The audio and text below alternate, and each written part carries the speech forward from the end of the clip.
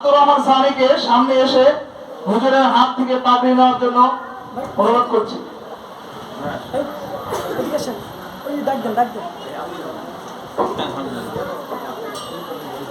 তুমি মাশাআল্লাহ মাশাআল্লাহ আলহামদুলিল্লাহ আল্লাহ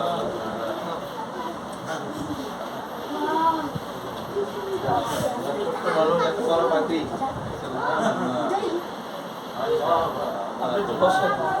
ভাই ভাই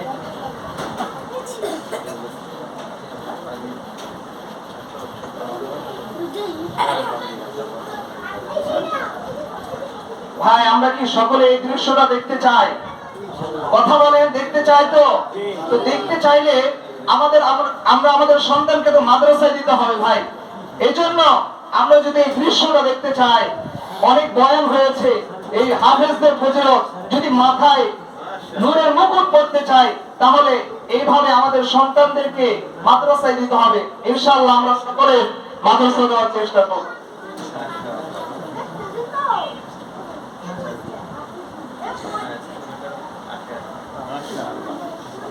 এই পর্যায়ে বাবা কোথায়? বাবা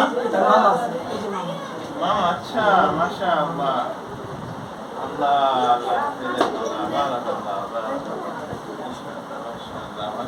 এবার এই পর্যায়ে পাগড়ি নিচ্ছেন ভাই মোহাম্মদ নাজমুল আলম। ভাই মোহাম্মদ নাজমুল আলম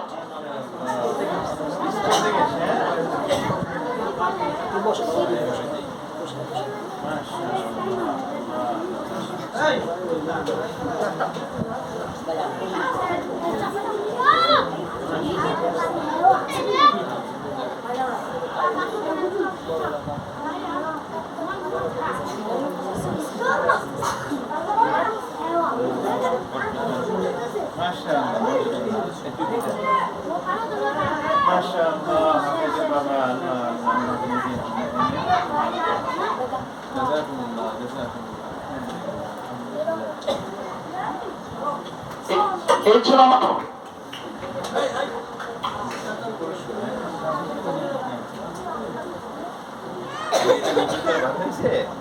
এখন আমাদের প্রতিষ্ঠান থেকে যারা দ্বিতীয় সাময়িক পরীক্ষার রেজাল্ট ভালো করেছে, মেধা তালিকায় এসেছে, হিফজুল কোরআন বিভাগে মেধা তালিকায় প্রথম অধিকার স্থান করেছেন আব্দুর রহমান সানি। আব্দুর রহমান সানি মাশাআল্লাহ হাফেজুল কোরআন মাশাআল্লাহ। দ্বিতীয় নম্বর স্থান করেছেন নাজমুল ইসলাম।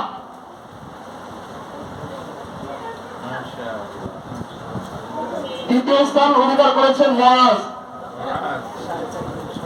মুয়াজ কোথায়?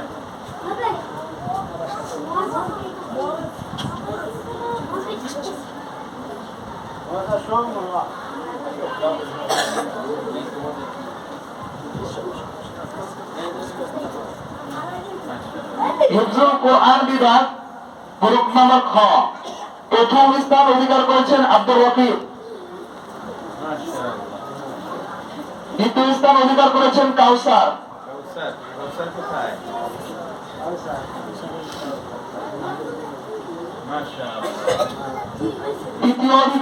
তৃতীয় স্থান অধিকার করেছেন মুআবিয়া আউয়াল।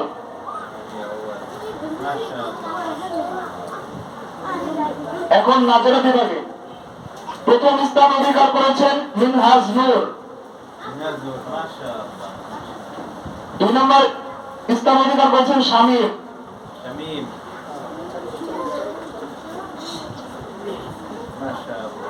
তৃতীয় স্থান অধিকার করেছেন আবু বকর।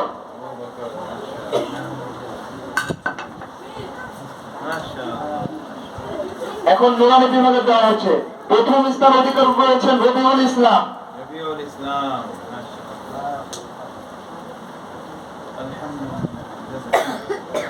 দ্বিতীয় স্থান অধিকার করেছেন রেজওয়ান।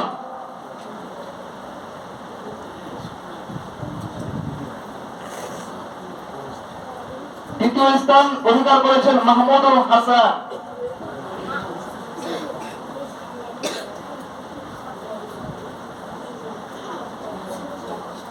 এখন জেনারেল বিভাগ দেওয়া হচ্ছে। প্রথম শ্রেণী প্রথম স্থান অধিকার করেছেন শামীম।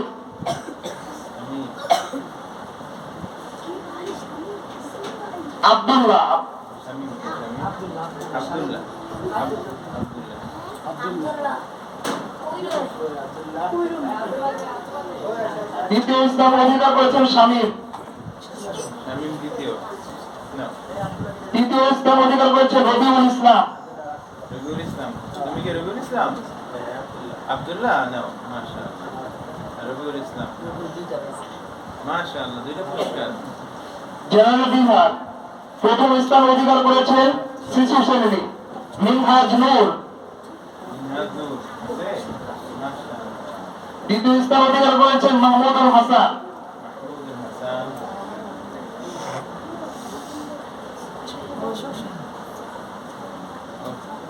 পানি দিতে বলা যেত। তৃতীয় স্থান অধিকার করেছেন মোহাম্মদ রাহাত।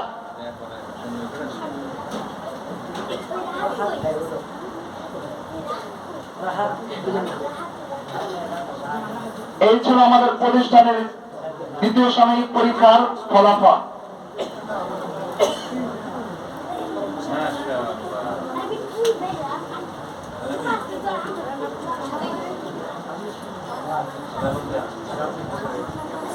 এখন আপনাদের সামনে মূল্যবান তাকরীর পেশ করছেন হযরতুল আল্লাহ হযরত মাওলানা আশরাফুজ্জামান বাহাদুর হাফিজাহুল্লাহ।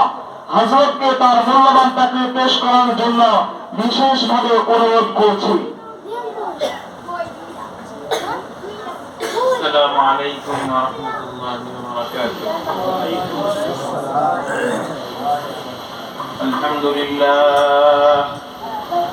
আলহামদুলিল্লাহ নাহমাদুহু ওয়া নাস্তাঈনুহু ওয়া নাস্তাগফিরুহু ওয়া নু'মিনু বিহি ওয়া নাতাওয়াক্কালু আলাইহি ওয়া না'উযু বিল্লাহি মিন শুরুরি আনফুসিনা ওয়া মিন সাইয়্যাতি আ'মালিনা।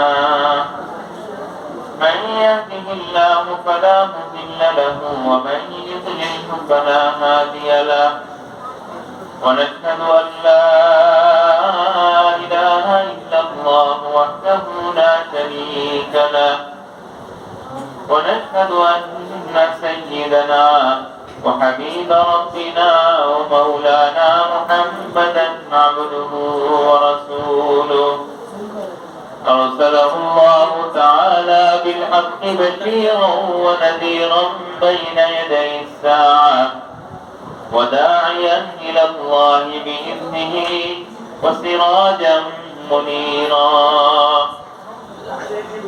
أما بعد فأعوذ بالله من الشيطان الرجيم. بسم الله الرحمن الرحيم. إن هذا القرآن يهدي للتي هي أقوم ويبشر المؤمنين الذين يعملون الصالحات أن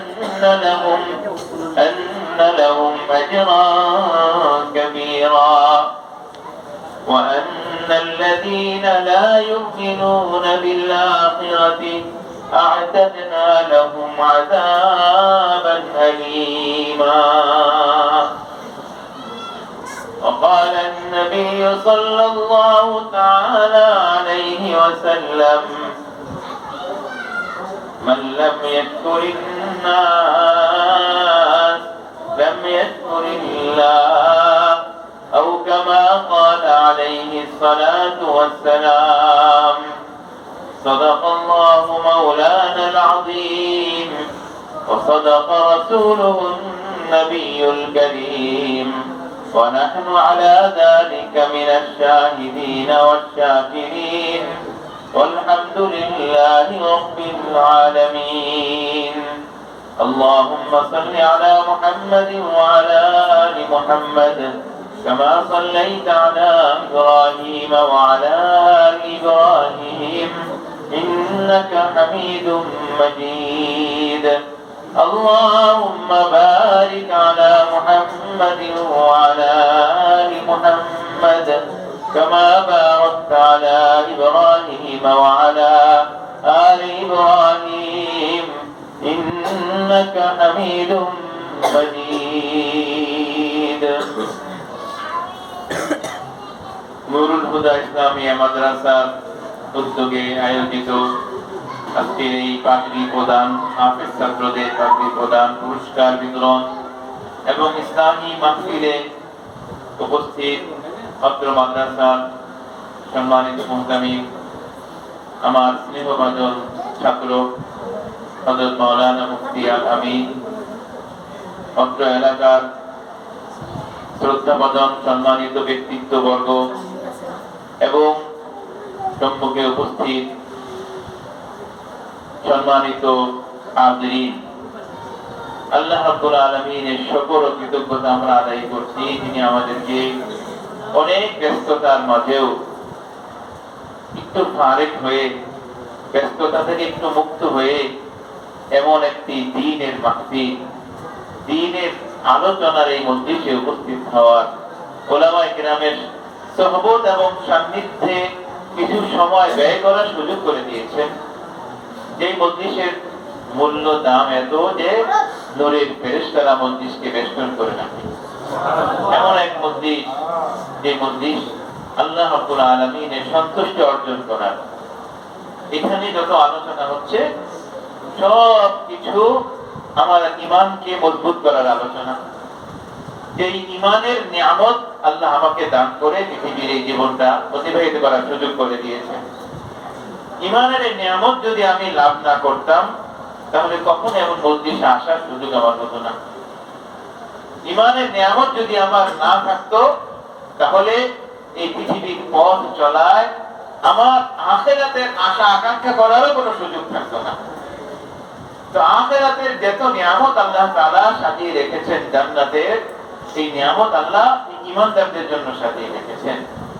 ঈমানের নিয়ামত যাদের পৃথিবীতে জীবন যাপন করার সুযোগ, ঈমানের নিয়ামত যাদের আল্লাহ দিয়েছেন, তাদের জন্যই আখিরাতে মহা নিয়ামত জান্নাত আল্লাহ তাআলা কি করেছেন? সাজিয়ে রেখেছেন। কেমন ভাবে সাজিয়ে রেখেছেন? আল্লাহ রাব্বুল আলামিন ইরশাদ করেন, ইন্না আদাতু লিইবাদিয়াস সালিহিন, যে আমার ঈমান ওয়ালা নেক বান্দাদের, শুধু ঈমান না, ঈমানও আছে, তার সাথে নেক আমলও আছে, তার সাথে আল্লাহ সন্তুষ্টি অর্জন, শয়তানের ধোঁকা থেকে নিজেকে রক্ষা করে যারা আল্লাহ এবং তার রাসূলের নির্দেশের আলোকে জীবন যাপন করে, আল্লাহ বলেন আমি আমার সেই নেক ঈমানদার বান্দাদের জন্য জান্নাতের এমন নিয়ামত আমি সাজিয়ে রেখেছি, প্রস্তুত করে রেখেছি। পৃথিবীর যত মূল্যবান সম্পদ থাকুক, পৃথিবীর যত মূল্যবান সম্পদ আমি চোখ দিয়ে দেখি না কেন, আল্লাহ বলেন জান্নাতের নিয়ামতের মতো কোন নিয়ামত পৃথিবীতে আল্লাহ তৈরি করেন নাই। মালা আইনুন রাআত, কোন চোখ এই পৃথিবীতে সে জান্নাতের নিয়ামতের কোন নমুনা দেখতে পাবে না। ওয়ালা উযুনুন সামিআত, আমরা উলামায়ে কেরাম যারা, তারা যতই পৃথিবীর আল্লাহ জান্নাতের নিয়ামতের বর্ণনা করি না কেন, আসলে আল্লাহ কেমন করে প্রস্তুত করে রেখেছেন তার বর্ণনা দিয়ে আসলে আমরা কখনো সেই আসল বর্ণনা দেওয়ার আল্লাহ সেই যোগ্যতাই পৃথিবীর কাউকে দেন নাই। কেমন নিয়ামত আল্লাহ সেই জান্নাতে তৈরি করে রেখেছেন। ওয়ালা উযুনুন সামিআত, কোন কান কখনো শুনে নাই, কোন কান কখনো শুনতে পাবে না আল্লাহ কিভাবে সেই জান্নাতের নিয়ামত কেমন করে তৈরি করে রেখেছেন। ওয়ালা খাতারা আলা কলবি বাশার, আরে কোন মানুষের কল্পনাতেও কখনো আসবে না আল্লাহ কি তৈরি করে রেখেছেন সেই জান্নাতে। আমার ভাইরা, সেই নিয়ামত আল্লাহ তাআলা আমাদের জন্য, এই ঈমানের পরিচয় যাদেরকে আল্লাহ পৃথিবীতে দিয়ে পৃথিবীর জীবনের যাপনের সুযোগ করে দিয়েছেন, তাদের জন্যই আল্লাহ তাআলা ওই নিয়ামত প্রস্তুত করে দিয়েছেন। আলহামদুলিল্লাহ, সে আল্লাহ তাআলা আমাদের প্রতি বড় মেহেরবান যে তিনি আমাদের জন্য নিয়ামত তৈরি করে আমরা যেন সেই নিয়ামত লাভ করতে পারি, সেই নিয়ামতের হক যেন আমরা গ্রহণ করতে পারি, সেই সুযোগটা আল্লাহ আমাদেরকে দিয়েছেন এমন দ্বীনি মাহফিল আসার মাধ্যমে, উলামায়ে কেরামকে মহব্বত এবং ভালোবাসার মাধ্যমে, দ্বীনের সাথে নিজেদের সম্পর্ক রাখার মাধ্যমে আল্লাহ তাআলা আমাকে আপনাকে ওই নিয়ামত গ্রহণ করার রাস্তায় জীবন যাপন করার সুযোগও দিয়ে দিয়েছে। সুতরাং আমাদের প্রতি মেহেরবান আল্লাহ তাআলা, নিয়ামতের কোনো শেষ নাই, কত কিছু আমাদেরকে দিচ্ছেন। ওয়া ইন তাউদ্দু নি'মাতাল্লাহি লা তুহসুহা, ইন্নাল ইনসানা লাযালুমুন কাফফার। আমার আল্লাহ রাব্বুল আলামিন আমাকে বলেন, আপনাকে বলেন, তাউদ্দু নি'মাতাল্লাহ, তোমরা আমার আল্লাহর নিয়ামত যদি গণনা করতে চাও, গণনা করতে পারো, কোনদিন গণনা করে শেষ করতে পারবে না। সমুদ্রের পানিও যদি পরিমাপ করতে পারি, যদি সম্ভব হয় সেটাও সম্ভব, কিন্তু আল্লাহর নিয়ামত গণনা করে কোনদিন শেষ করা সম্ভব নয়। সে আল্লাহ রাব্বুল আলামিন আমাকে আপনাকে এমন নিয়ামতের জান্নাত, এমন নিয়ামতের জীবন দিয়েছেন, এমন নিয়ামতের পথে জীবনকে সুন্দর করার সুযোগ করে দিয়েছেন। এখন এই নিয়ামত আমাকে আপনাকে গ্রহণ করার জন্য নিজেকে যত বেশি প্রস্তুত রাখতে পারবো, তত বেশি এই জীবনটা আমার আল্লাহর রঙে রঙিন আমি করতে পারবো। আল্লাহ কি বলেন, সিবগাতাল্লাহ, হে আমার বান্দারা, তোমরা আমি আল্লাহর রঙে রঙিন হও, আমি আল্লাহর রঙে রঙিন হও। আল্লাহর রঙে রঙিন হওয়া মানে কি? আল্লাহর হুকুমকে গ্রহণ করা, আল্লাহ তাআলার নির্দেশগুলোকে হৃদয়ের গভীরে লালন করা এবং আমলে পরিণত করা, শয়তানের ধোঁকা থেকে বেঁচে থাকা, নাফরমানি থেকে বেঁচে থাকা, গুনাহের কাছ থেকে নিজেকে রক্ষা করে চলা, এটাই হলো আল্লাহর রঙে রঙিন হওয়া। ওমান আহসানু মিনাল্লাহি সিবগা, আল্লাহ বলেন, যে আমার রঙে রঙিন হয় তার চেয়ে উত্তম আর কে পৃথিবীতে আছে? আল্লাহর রঙে রঙিন হওয়া মানে ঈমানের আলোতে আলোকিত হয়ে জীবনকে পরিচালনা করা, নামাজের আযান হলে মসজিদের দিকে ছুটে যাওয়া, রমজানের আহ্বান আমাদের সামনে আসছে, রমজানের জন্য নিজেকে প্রস্তুত করে 30টা রোজা সুন্দরভাবে আদায় করা, সম্পদ আল্লাহ দিয়েছেন তার যাকাত আদায় করা, হজ করার সম্পদ আছে হজ আদায় করা, এইভাবে ঈমানের আমলগুলো পালন করা, করতে পারা, এটাই হলো আল্লাহর রঙে রঙিন হওয়া। আল্লাহর রঙে যারা রঙিন হতে পারে তার চেয়ে উত্তম আর কেউ পৃথিবীতে নেই। আল্লাহ রাসূল সাল্লাল্লাহু তাআলা আলাইহি ওয়াসাল্লাম ইরশাদ করেন, আল কাইয়িসু মান দানা নাফসা, যে সবচেয়ে বুদ্ধিমান, সবচেয়ে বিবেক সম্পন্ন মাখলুক বান্দা সেই যে কি করে নিজের জীবনের কাজগুলো ঈমানের ছাঁচে কি করে হিসাব করে। ব্যবসার হিসাব যেমন আমরা করি, চাকরি করে মাস শেষে বেতনটা ঠিক মতো যেন পাই, সেই জন্য যেমন আমরা কি থাকি বড় সতর্ক এবং সচেষ্ট থাকি, প্রত্যেকটা জাগতিক কাজের মধ্যে আমরা কি থাকি, আমরা অনেক সতর্ক থাকি। কেন? এই কাজটা ঠিক মতো যদি আমি না করি তাহলে আমার দুনিয়ার এই পথ চলে আমার কি ক্ষতি হয়ে যাবে, ব্যবসায় ক্ষতি হবে, যে কৃষক ঠিক মতো কাজ না করলে তার কৃষি উপার্জনের ক্ষতি হবে, যে চাকরি করে ঠিক মতো অফিসে না আসলে তার চাকরি নষ্ট হয়ে যাওয়ার আশঙ্কা তৈরি হবে। এই জন্য কি করি, আমরা জগতের কাজগুলোর ক্ষেত্রে বড় হুঁশিয়ার থাকি, এবং যারা যত হুঁশিয়ার তাদেরকে আমরা তত বেশি বুদ্ধিমান মানুষ বলি। যে মানুষটা তার দায়িত্বে কর্তব্যে বড় সচেতন, তাকে আমরা সচেতন বলি, তাকে আমরা ভালো মানুষ বলি, স্বীকৃতি দেই। আল্লাহ রাসূল বলেন, সবচেয়ে ভালো বুদ্ধিমান সেই যে দুনিয়ার কাজগুলোর প্রতি সতর্ক থাকবে এবং আরো বেশি সতর্ক হবে আমি আল্লাহর হুকুম পালন করার ক্ষেত্রে। আমার এক মাসের হিসাব আমি করব, দৈনিক 5 ওয়াক্ত নামাজ, তাহলে এক মাসে আমার যেই নামাজগুলো আমার কাঁধে জিম্মায় আছে, আমি কি এক মাসের সবগুলো নামাজ ঠিকমতো আমি আদায় করেছি কিনা, এই হিসাব যদি আমি ঠিকভাবে রাখতে পারি তাহলে আল্লাহর রাসূলের কথা অনুযায়ী আমি একজন বুদ্ধিমান মানুষ।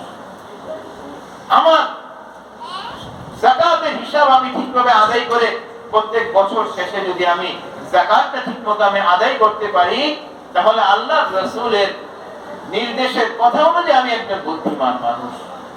এইভাবে আমি আমার জবানটাকে যদি গুনাহ থেকে মুক্ত রাখতে পারি, আমার কথা যদি আমি সুন্দর আচরণের মাধ্যমে আমার কথাকে ভালো রাখতে পারি, জবান দ্বারা যদি কাউকে আমি কষ্ট না দেই, তাহলে আমি আল্লাহর রাসূলের কথা অনুযায়ী আমি হব একজন বুদ্ধিমান। এইভাবে আমার জিন্দেগির পথে প্রান্তরে আমি আমার আল্লাহর হুকুমকে, দ্বীনের দায়িত্বগুলোকে যত বেশি সুন্দরভাবে পালন করতে পারবো, আল্লাহ রাসূল সাল্লাল্লাহু আলাইহি ওয়াসাল্লামের কথা অনুযায়ী আমি হব সবচেয়ে বুদ্ধিমান মানুষ। ওয়া আমিলা লিমা বা'দাল মাউত।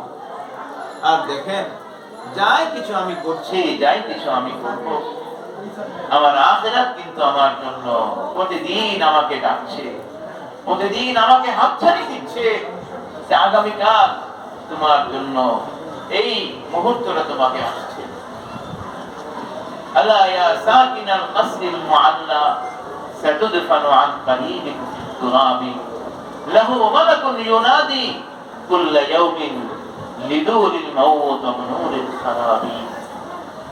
ভাই, আমি যদি আমার দুনিয়ার জাগতিক কাজে বিভোর হয়ে যাই, আখিরাত থেকে উদাসীন হয়ে যাই, আল্লাহ নাফরমানিতে আমি লিপ্ত থেকে জীবনকে নষ্ট করতে থাকি, সেই বান্দাকে লক্ষ্য করে যেন এভাবে বলছেন, আলা ইয়া সাকিনাল কসরিল মুআল্লা, হে সম্পদের অধিকারী, প্রাসাদের মালিক, হে বড় বড় চাকরিজীবী ব্যবসায়ী, জীবনটা তো বহুত আনন্দে উদযাপন করছো, তুমি কি জানো, তোমার কি জানা আছে আগামীকাল ওই কবরের মাটিতে তোমাকে শুইতে হবে, আখিরাতে তোমাকে যাইতে হবে। তুমি কি জানো প্রতিদিন আমাকে এইভাবে আমার নিঃশব্দে নিঃশব্দে আমার অন্তরের অন্তরলোকে এইভাবে আমাকে প্রতিদিন ডাকছে আর বলছে, লাহু মালাকুন, শোনো শোনো, একজন ফেরেশতা কিন্তু আছে আমার ডানে এবং বায়ে, আমার সব কিছু যে ফেরেশতা লিখে রাখছেন। একটা জিনিস, একটা কাজ ফেরেশতাদের লেখনী থেকে মুক্ত নয়। এই জন্য আল্লাহর ওলিরা বলেন, লিদুলিল মাউত ওয়া বুনুলিল খারাব। আরে তুমি তো জন্ম নিয়েছো মৃত্যুর জন্যই। পৃথিবীতে আমি আসলাম মানে আমার জন্য মৃত্যু, আমার যেদিন আসলাম সেদিন থেকে মৃত্যুর ক্ষণ গণনা আমার শুরু হয়ে গেল। 60 বছরের জীবন নিয়ে যদি আসি, তাহলে একদিন গেল, তাহলে 59 বছর 364 দিন আমার বাকি থাকলেই হবে। কিন্তু আমার জীবনের এক একটি দিন যাচ্ছে, আখিরাত আমার সামনে চলে আসছে। প্রতিদিন কিন্তু আমার রাসূল আমাকে মৃত্যুর অনুশীলনের দোয়া শিখিয়ে দিয়েছেন। ঘুমের দোয়া, আল্লাহুম্মা বিসমিকা আমুতু ওয়া আহয়া। আমার ভাইয়েরা, প্রতিদিন আমি কিন্তু মৃত্যুর অনুশীলন গ্রহণ করি। চোখ দুটি যখন বন্ধ করি আর এই দোয়াটা আমি পাঠ করি, আল্লাহ আমি তো আপনার নামে আমুতু, আমুতু শব্দের অর্থ কি? আমি মৃত্যুবরণ করছি। আমুতু শব্দের অর্থ আমি মৃত্যুবরণ করছি। আল্লাহ রাসূল দোয়া শিখিয়েছেন এভাবে, এভাবে বলেন নাই আল্লাহুম্মা বিসমিকা আনামু, হে আল্লাহ আমি আপনার নামে ঘুমাচ্ছি। আল্লাহ রাসূল কিন্তু দোয়াটা এভাবে শেখান নাই। আল্লাহ রাসূল দোয়াটা শিখিয়েছেন বিসমিকা আমুতু, যে আমি আপনার নামে মৃত্যুর প্রশিক্ষণ গ্রহণ করছি, মৃত্যুর অনুশীলন গ্রহণ করছি। বান্দা যখন ঘুমায় পৃথিবীর কোনো খোঁজ তার থাকে না। মৃত্যুটা তো ভাই এমনই, আল্লাহ যদি চান আবার যদি ঘুম থেকে জাগ্রত হই, তাহলে কি দোয়া করি? আলহামদুলিল্লাহিল্লাযী আহইয়ানা বা'দা মা আমাতানা। প্রশংসা আমি সে আল্লাহর করি যিনি আমাকে মৃত্যুর অনুশীলন গ্রহণ করার পরে আবারও জীবনের রূপ গ্রহণ করার সুযোগ করে দিয়েছে। আমার ভাইরা, সে মৃত্যু কিন্তু আমাকে প্রতিদিন হাতছানি দিচ্ছে। আমার রাসূল কত সুন্দর করে বলেছেন, আকসিরু যিকরা হাযিহিল লাযযাতাল মাউত, আকসিরু যিকরা হাযিহিল লাযযাতাল মাউত। হে আমার বান্দারা, প্রতিদিন তুমি সেই কথাকে স্মরণ করো যে মৃত্যু তোমাকে ডাকছে, মৃত্যুর আহ্বান তোমাকে প্রতিদিন ডাকছে, আখিরাতের আহ্বান তোমাকে ডাকছে। আল্লাহ তাআলা কত সুন্দর করে বলেন, আনফিকু মিম্মা রাযাকনাকুম মিন ক্বাবলি আন ইয়াতিয়া আহাদাকুমুল মাউত। হে আমার মুমিন বান্দারা, আনফিকু মিম্মা রাযাকনাকুম, আমি তোমাদেরকে যেই জীবন দিয়েছি, আমি তোমাদেরকে যেই শক্তি দিয়েছি, আমি তোমাদেরকে যে সম্পদ দিয়েছি, আমি তোমাদেরকে ঈমানের যে নিয়ামত তোমাকে আমি দিয়েছি, এই নিয়ামতের কদর করো, ঠিকভাবে নামাজ পড়ো, আমার কোরআন ঠিকভাবে তুমি গ্রহণ করো, আমার আল্লাহর হুকুমকে ঠিকভাবে মান্য করো। মিন ক্বাবলি আইয়াতি আহাদাকুমুল মাউত, ওই দিনটা আসার পূর্ব পর্যন্ত, যেই দিনটা সবার কাছে আসবে, অতীতের যাদের আমাদের থেকে বিদায় নিয়েছে তাদের কাছে এসেছিল, তারা চলে গিয়েছে, তোমার কাছে আমাদের সবার কাছে আসবে। সেই দিনটা আসার আগেই সেই দিনের হক যা তোমার কাছে আমি চাই সেটা তুমি আদায় করো। আল্লাহ রাব্বুল আলামিন আমার কাছে আপনার কাছে চান আমি আমার ঈমানের হুকুমগুলো আদায় করি, দুনিয়ার জিন্দেগীর পথ চলাই গুনাহ থেকে আমি বেঁচে থাকি, আল্লাহর নাফরমানি থেকে নিজেকে আমি রক্ষা করি। আল্লাহ আমার আপনার কাছে যেটা চান। আমার ভাইরা, জীবনটা যদি আমার নাফরমানিতে কেটে যায়, জীবনটা যদি আল্লাহ রাব্বুল আলামিনের নির্দেশ থেকে আমি যদি দূরে সরে উদাসীন ভাবে কাটাতে থাকি, যেদিন সেই মালাকুল মাউত আসবে সেদিন কিন্তু এই মজলিস ঠিকই চলবে, কেউ বুঝবে না আমার কাছে মালাকুল মাউত আসছে, আমি দেখতে থাকবো ওই যে মালাকুল মাউত আসছে, আর কেউ দেখবে না। গত কয়েকদিন আগে পত্রিকা দেখলাম বিজ্ঞানীরা বর্তমান তারা আবিষ্কার করেছে, গবেষণা করে বের করেছে যে ব্যক্তি মৃত্যুবরণ করে, মৃত্যুবরণের আধা ঘন্টা আগে তার অবস্থাটা কেমন থাকে, একটা গবেষণা করে একটা রিসার্চ বের করেছে। আমি পত্রিকায় দেখলাম, আগে থেকে আলোচনা করতাম, কিন্তু এই বিজ্ঞান যে ঠিক সেই বিষয়টাকে যে পরিষ্কার করলো সেটা আমি কয়েকদিন আগে দেখলাম। বিজ্ঞান বলল যে গবেষণা করে দেখা গিয়েছে যারা মৃত্যুর পথযাত্রী, তার শেষ নিঃশ্বাস ত্যাগ করার আধা ঘন্টা আগ পূর্ব থেকে তার সামনে তার পুরো অতীতটা তার সামনে চলে আসে। আমরা তো তাই বলতাম যে মালাকুল মাউত যখন আসে তখন মৃত্যু পথযাত্রী ব্যক্তির সামনে তার অতীতের ৬০, ৭০, ৮০ বছরের জীবনের মুহূর্তগুলো তার সামনে আসতে শুরু করে। গুনাহগার যদি হই, নাফরমানিতে জীবনটা যদি নষ্ট করে ফেলি, তখন তো সে দেখতে থাকে আগুনের মতো তার দিনগুলো কাটছে, গুনাহে তার হাজার ওয়াক্ত নামাজ কাজা হয়ে গিয়েছে, রোজা কাজা হয়ে গিয়েছে, মানুষের সম্পদ নষ্ট করে জুলুম অবিচার করে করে জীবনটাকে নষ্ট করে ফেলেছে। গুনাহগার ব্যক্তি অতীতের সেই প্রতিচ্ছবি দেখতে দেখতে হাহাকার করতে থাকে, মালাকুল মাউতকে দেখে হাহাকার করতে থাকে, আর কি বলতে থাকে? আল্লাহ বলে দিয়েছেন, শিখিয়ে দিয়েছেন, শুনো শুনো, ওই গুনাহগার, ওই পাপী বান্দাটা যখন তার অতীতের প্রতিচ্ছবি সামনে চলে আসে, কি বলতে থাকে? فيقول رب لولا أخرتني إلى أجل قريب فأصدق وأكن من الصالحين।